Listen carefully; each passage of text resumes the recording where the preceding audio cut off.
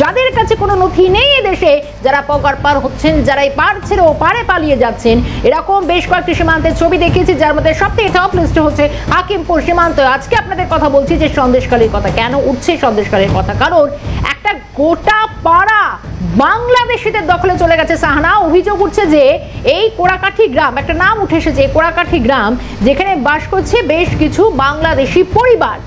কার সাহায্যে? তুমি যে নামটা প্রথমে বললে, যে সংবাদের শিরোনামে শুধু নয়, হঠাৎ তার বিরুদ্ধে একাধিক গুচ্ছ যে অভিযোগ, আপাতভাবে দলবন্দি, এবং এই শেখ শাহজাহান উঠে এলো আবারও তার নাম। এবং জানা যাচ্ছে এই শেখ শাহজাহানের সাহায্যে কিন্তু সন্দেশখালীতে প্রবেশ করেছে এই অনুপ্রবেশকারীরা, এমনটাই অভিযোগ। কিন্তু আরো একটা চাঞ্চল্যকর বিষয় যেটা শর্মিষ্ঠা, সেটা হচ্ছে তাদের ডকুমেন্টস রয়েছে যাবতীয়, অর্থাৎ ভোটাধিকার প্রয়োগ করার মতন যাবতীয় ডকুমেন্টস রয়েছে এবং সরকারি পরিষেবাও পাচ্ছে তারা। অর্থাৎ লক্ষ্মীর ভান্ডার থেকে শুরু করে স্বাস্থ্যসাথী সহ বিভিন্ন ধরনের যে সরকারি পরিষেবাগুলো রয়েছে, সেই পরিষেবাগুলো তারা পাচ্ছে। এটা ভীষণ গুরুতর একটা অভিযোগ উঠে আসছে। দাবি করছেন কারা? ওখানকার যারা স্থানীয় বাসিন্দা রয়েছেন তারাই কিন্তু এই কথা বলছেন। এবং শুধু তাই নয়, কদিন আগে আমরাই দেখিয়েছি সিএনএর ক্যামেরার সামনে অকপট স্বীকারোক্তি, যেখানে এক বাংলাদেশি তিনি সীমান্ত পার করার সময় অকপটে স্বীকার করছেন যে এদেশে শুধু এতগুলো বছর ধরে থাকেননি, তিনি থেকেছেন, বাস করেছেন, দিব্যি সরকারি প্রকল্পের সুবিধা পেয়েছেন, তার কাছে একাধিক কার্ড সেগুলো রয়েছে। একেবারে সন্দেশখালীর এই যে কোড়াকাঠি গ্রামের কথা আমরা বলছি সাহানা, চলো আমরা ঘুরে দেখি এবং দেখানোর চেষ্টা করি দর্শকদের এই কোড়াকাঠি গ্রামের যে ছবিটা। শামীম মোল্লা আমাদের প্রতিনিধি আমাদের সঙ্গে রয়েছেন। শামীম, একটু ছবিটা তুলে ধরো। এই যে কোড়াকাঠি গ্রামের নাম সামনে আসছে, গোটা পাড়াটা কি বাংলাদেশি? কারা কতদিন ধরে এখানে বসবাস করছে? কি কি বৃত্তান্ত?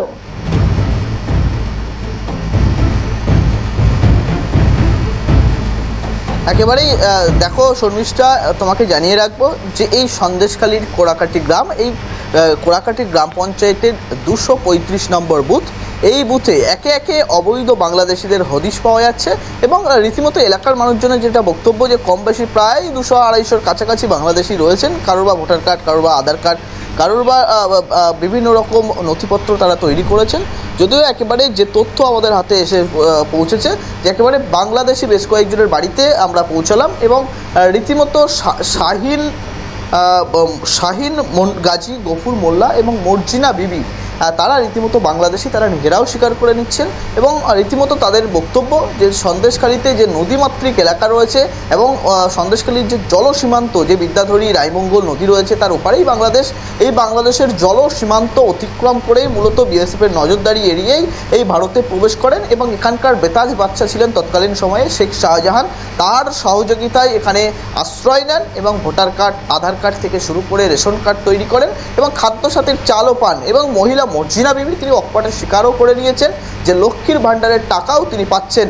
এবং মূলত এই ঘটনাকে কেন্দ্র করে এলাকার মানুষজনের বক্তব্য যে অবিলম্বে যে সমস্ত বাংলাদেশি যারা এই কোড়াকাঠির 235 নম্বর বুথে রয়েছেন সন্দেশখালীতে, তাদের অবিলম্বে বাংলাদেশে ফেরত পাঠানোর ব্যবস্থা করা হোক, না হলে কোনো রকম দুষ্কৃতি কর্ম করতে পারে বা আইন বিঘ্নিত করতে পারে এই বাংলাদেশিরা, তাদেরকে আইনি উপযুক্ত শাস্তি দেওয়া হোক বলে দাবি করছেন স্থানীয় মানুষজন। যদিও যে বিষয়ে একেবারেই স্থানীয় যে বিএলও রয়েছেন তার সঙ্গে আমরা যখন যোগাযোগ করি, তার বক্তব্য যে এরকম কয়েকটি বাড়ির এনুমারেশন ফর্ম জমা দিতে গিয়ে এই তথ্যগুলো আমরা খুঁজেছি এবং কারো 2002 সালের লিস্টে নাম নেই। এবং রীতিমতো তাদেরকে নিয়ে আমরা উচ্চ আধিকারিক যারা রয়েছে নির্বাচনী আধিকারিকের দপ্তরে, তাদের সঙ্গে আমি কথা বলে পরবর্তী পদক্ষেপ গ্রহণ করব।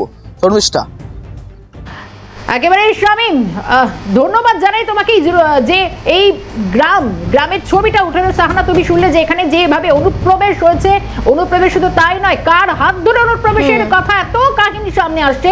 একবার এক একে যে বক্তব্যগুলো সেগুলো আমরা শোনাবো সাহানা।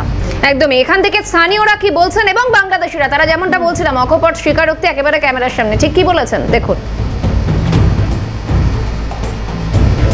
লেখাপড়া হয়েছে আজ 15-16, 18 বছর আমি এখানে জমি জায়গা কিনেছি। আসলে আমার কাকা হয়। হ্যাঁ, কাকাকে আমি বাবা করেছি। আমি মিথ্যে কথা বলে কাউকে করবো না, কারণ আর ভাগ্যে যেটা আছে সেটা হবে। আমি এখানে মরতেই শিকার, আমার কোনো জায়গায় আচ্ছা বা ডকুমেন্টস সেগুলো তৈরি করেছে, সেখানে শেখ শাহজাহানের নাম আসছে। তার মানে দুটো অন্যায় এখানে হয়েছে।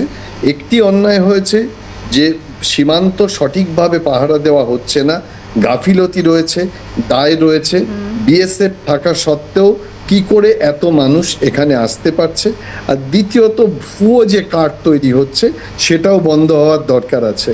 আমি একটা কথা গুরুত্বপূর্ণ এখানে বলবো, যে ডেমোগ্রাফি পরিবর্তনের কথা বলছিলেন আমাদের প্রধানমন্ত্রী, যে যারা অনুপ্রবেশকারী তারা এসে ডেমোগ্রাফি বদলে দিচ্ছে।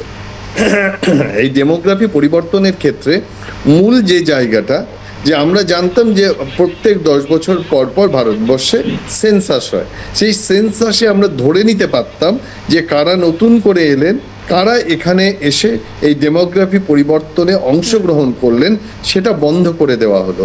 অর্থাৎ একটা দিকে সেন্ট্রাল গভর্নমেন্ট, অন্যদিকে রাজ্য সরকার, গাফিলতি দুতরফেই আছে।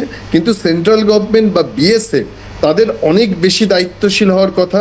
খালি এই পশ্চিমবঙ্গ কেন, পশ্চিমবঙ্গ, ত্রিপুরা, আসাম, মিজোরাম। এখানেই একটা প্রশ্ন যে এই যে এত সংখ্যক পরিমাণে অনুপ্রবেশ হয়েছে, এই দায়টা কার? যে জায়গাটা এখন ভীষণ করে ভাবাচ্ছে। অবশ্যই একটু সঙ্গে থাকা অনুরোধ করছি। সাহান, আমরা ছবিটা দেখাচ্ছি, কিন্তু এবার তুমি তুলে ধরো যে হাকিমপুর সীমান্তে আমরা গত কয়েকদিন ধরে পরপর কি ছবি দেখেছি আর আজকের কি ছবি। একেবারেই তাই শর্মিষ্ঠা, যেমনটা তুমি বললে, গত কয়েকদিন লাগাতার আমরা হাকিমপুর সীমান্তের দিকে নজর রেখেছি এবং সেখানে শয়ে শয়ে বাংলাদেশি বাক্স প্যাটরা গুছিয়ে তারা দেশমুখী হচ্ছে, সেই ছবি মানে ওপার বাংলায় যাওয়ার জন্য প্রস্তুত, এই ছবি দেখিয়েছি। তবে হাকিমপুর চেকপোস্টে অবৈধ অনুপ্রবেশকারীরা এসআইআর লাগু হওয়ার পর থেকেই কিন্তু এই ছবিটা দেখা যাচ্ছে। তবে আজকে সেখানে কিন্তু অনেকটাই সংখ্যাটা কম, অর্থাৎ প্রায় 10 জন মতন অনুপ্রবেশকারীকে দেখা গিয়েছে যারা সপরিবারে হাকিমপুর সীমান্তে এক অবৈধ অনুপ্রবেশকারী তারাও ছিল এবং 16 বছর আগে দালাল ধরে তারা ভারতে প্রবেশ করেছে, এমনটাই জানা যাচ্ছে।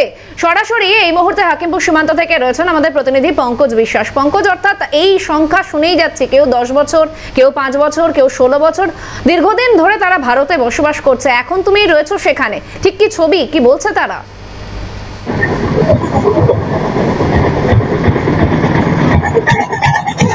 দেখো সাহানা, তোমাকে প্রথমে বলে রাখি, গত কয়েকদিন ধরে যে চিত্রটা আমরা হাকিমপুর সীমান্তে চেকপোস্টের সামনে দেখতে পাচ্ছিলাম, যে শয়ে শয়ে মানুষ কিন্তু বাংলাদেশ অনুপ্রবেশকারী তারা কিন্তু রয়েছেন বাংলাদেশে যাওয়ার জন্য অপেক্ষা করতে, কিন্তু সেই চিত্রটা আজকে একেবারে পুরো বদলে গিয়েছে। সকাল থেকে 10 থেকে 12 জন হাতে গোনা মাত্র তারা এখানে ছিলেন। একটু আগে বিএসএফ এর পক্ষ থেকে তাদেরকে কিন্তু বাসে করে নিয়ে যাওয়া হয়েছে বাংলাদেশে পাঠানোর জন্য। পাশাপাশি তোমাকে একটা কথা বলে রাখি, একটা প্রশাসন সূত্র জানা যাচ্ছে একটু পরেই কিন্তু এখানে রাজ্যপাল আসতে পারেন পরিদর্শনে, সেই জন্য কিন্তু এলাকা যথেষ্ট কিন্তু পরিষ্কার পরিচ্ছন্ন করা হয়েছে। একটু পরে রাজ্যপাল আসবেন এই চেকপোস্ট পরিদর্শনে, তিনি কি বলেন সেটার দিকে আমাদের লক্ষ্য থাকবে।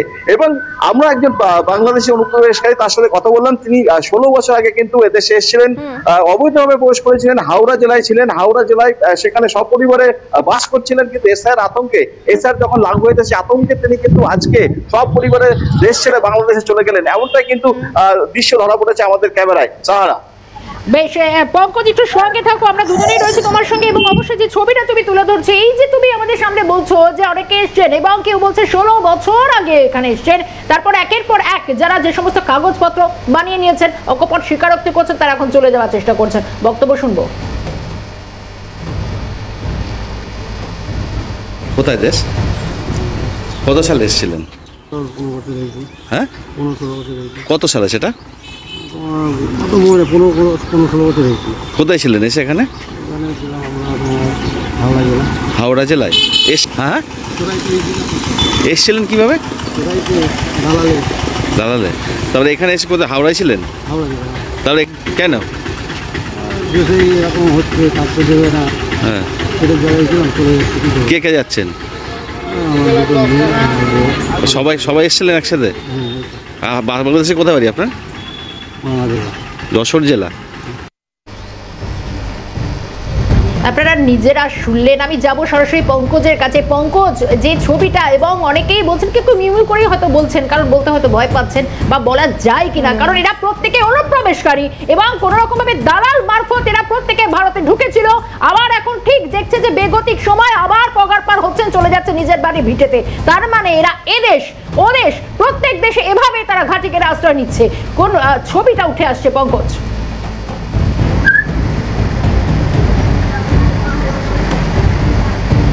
একদমই দেখো, আমরা কিন্তু গত কয়েকদিন ধরে এই চিত্রটা কিন্তু তুলে ধরছি যে তারা কিন্তু অবৈধভাবে দেশে এসেছিল। এখানে এসে কিন্তু কেউ কেউ কিন্তু অবৈধভাবে জাল নথিপত্র তৈরি করেছিল, কেউ ভোটার হয়েছিল, কেউ লক্ষ্মীর ভান্ডার পর্যন্ত পেয়েছে, দুবার ভোট দিয়েছে, এমনও কিন্তু ক্যামেরার সামনে সেসব অনুপ্রবেশকারী বাংলাদেশদের আমরা দেখিয়েছি। এবং কিন্তু যেটা জানা যাচ্ছে যে তারা কিন্তু আমাদের এই পশ্চিমবঙ্গে এসে বিভিন্ন জায়গায়, কলকাতা, পার্ক সার্কাস, বারাসাত, বিভিন্ন জায়গায় কিন্তু বিভিন্ন কেউ রাজমিস্ত্রির কাজ করতেন, কেউ পরিচিকার কাজ করতেন, কেউ বিভিন্ন কারখানায় কাজ করতেন, রাজমিস্ত্রির কাজ করতেন। কিন্তু যখন থেকে এই এসআর লাগু হয়েছে তখন থেকে কিন্তু তারা আতঙ্কে ভুগতেন। তাদের কিন্তু একটা মনের মধ্যে আতঙ্ক তৈরি হয়েছে যে তাদের কাছে বৈধ কাগজপত্র নেই, যেহেতু বৈধ কাগজপত্র নেই তাদের কিন্তু এখান থেকে রাখা হবে না, তাদেরকে অ্যারেস্ট করা হবে, তাদেরকে তাদের দুশ্চিন্তা কিন্তু তারা এই মুহূর্তে কিন্তু এক এক করে কিন্তু বাংলাদেশে চলে যাচ্ছে। সাহানা এবং শর্মিষ্ঠা, একেবারেই পঙ্কজকে ধন্যবাদ জানাচ্ছি। আজকে ঠিক এই মুহূর্তে প্রায় দুপুর 12টার পর যে হাকিমপুর সীমান্তের চেকপোস্টের ছবিটা, পঙ্কজকে ধন্যবাদ দিলাম। সাহানা, কি ছবিটা ভয়ঙ্কর, এটা কি তোমার মনে হচ্ছে না যে সত্যি একটা আশঙ্কার জায়গা তৈরি হচ্ছে? একেবারে উদ্বিগ্ন অনেকেই, এবং সেই চিন্তার ছাপ অনেকের চেহারাতেই স্পষ্ট, তারা সেই বক্তব্য রাখছেন। আমি বিশ্বজিৎদার কাছে যাব একবার। বিশ্বজিৎদা, এই যে ছবি উঠে আসছে সন্দেশখালী থেকে, হাকিমপুর থেকে, কিন্তু এটাই তো শেষ ছবি নয়, অর্থাৎ সমস্ত জায়গায় তো ক্যামেরা পৌঁছচ্ছে না, বিভিন্ন জায়গাতেই হয়তো তারা ঘাঁটি গেড়ে বসে আছে। দ্রুততার সঙ্গে চিহ্নিতকরণের দায়িত্বটা কার? ঠিক আমি এই কথাই কালকে তোমার চ্যানেলেই বলছিলাম সন্ধেবেলার একটা শোতে। এই অনুপ্রবেশ তো খালি 2024-25-এ হয়নি, এই অনুপ্রবেশ দীর্ঘদিন ধরে হয়েছে, খালি পশ্চিমবঙ্গ না, ভারতবর্ষের বিভিন্ন রাজ্যে হয়েছে। তাহলে এই অনুপ্রবেশের দায় কাকে নিতে হবে? কারণ এই অনুপ্রবেশের দায় যদি সরাসরি বলো, স্বরাষ্ট্রমন্ত্রক, বিএসএফ এদের, এবং ভারতবর্ষের ইন্টেলিজেন্সের একটা ফেলিওর। তারা অন্য দেশ থেকে সীমানা পেরিয়ে আমাদের দেশে আসছে, আর আমাদের গোয়েন্দা এবং ইন্টেলিজেন্স তারা মুখ বন্ধ করে আছে, এবং এইটা দীর্ঘদিন ধরে চলে আসছে। এবং যারা বিভিন্ন রাজ্যে, পশ্চিমবঙ্গ এবং অন্যান্য রাজ্যে যারা নকল নথি তৈরি করে দিচ্ছে, ডকুমেন্টস তৈরি করে দিচ্ছে, সেই ডকুমেন্টস কিন্তু কখনোই গ্রাহ্য হতে পারে না। সুতরাং এইভাবে এটা মনে রাখা গুরুত্বপূর্ণ যে দায় শুধুমাত্র একটা রাজ্যের উপর ঠেলে দিলে হবে না, একটা সামগ্রিক সমস্যা। এই সামগ্রিক সমস্যাতে স্বরাষ্ট্র মন্ত্রক, বিএসএফকে আরও বেশি দায়িত্বশীল হতে হবে। এবং যে দেশের সার্বভৌমিকতা নষ্ট হচ্ছে, ডেমোগ্রাফি নষ্ট হচ্ছে, এবং এটা তো সত্যিই বলছো তোমরা, আমরা একটা বর্ডার দেখছি, দুটো বর্ডার দেখছি, খালি ভারতবর্ষের কত বর্ডারে এরকম হয়ে আছে। তাহলে ভারতবর্ষের যে সার্বভৌমিকত্ব সেখানে কিন্তু আঘাত আসছে, এবং ডেমোগ্রাফি পাল্টে যাচ্ছে। সেই ডেমোগ্রাফি পাল্টে যাওয়াটা আটকাতে হবে বিএসএফকে, স্বরাষ্ট্রমন্ত্রকে, আর দায়িত্বশীল হতে হবে রাজ্য সরকারগুলোকে, যে যারা এই ধরনের আসছে তাদেরকে আমরা কিভাবে নকল তথ্য বা নথি তৈরি করে দিচ্ছি সেখানে দায়িত্বশীল না হলে আলটিমেটলি ভারতবর্ষের সাধারণ নাগরিকদের আগামী দিনে বিপদের মধ্যে পড়তে হবে। নিঃসন্দেহে নিয়ে কোনো একেবারে প্রশ্ন থাকারই জায়গা না, কোনো সংশয় নেই। অনেক ধন্যবাদ জানাবো বিশ্বজিৎদার সময় দেওয়ার জন্য, গুরুত্বপূর্ণ আলোচনা আমাদের সামনে তুলে ধরার জন্য। এটাই প্রশ্ন, বিশ্বজিৎদা যে বিষয়গুলো উদ্বেগ প্রকাশ করছে, এই উদ্বেগটা সাহানা আজ আমার, তোমার, এই বাংলা প্রত্যেকটি মানুষের। কারণ জায়গায় জায়গায়, একাধিক জায়গায় এইভাবে বাংলাদেশিরা গোটা ঘাঁটি গেড়ে রয়েছে, একটা গ্রাম আস্ত বানিয়ে ফেলেছেন, এবং একের পর এক মিলছে তাদের সরকারি সুবিধা।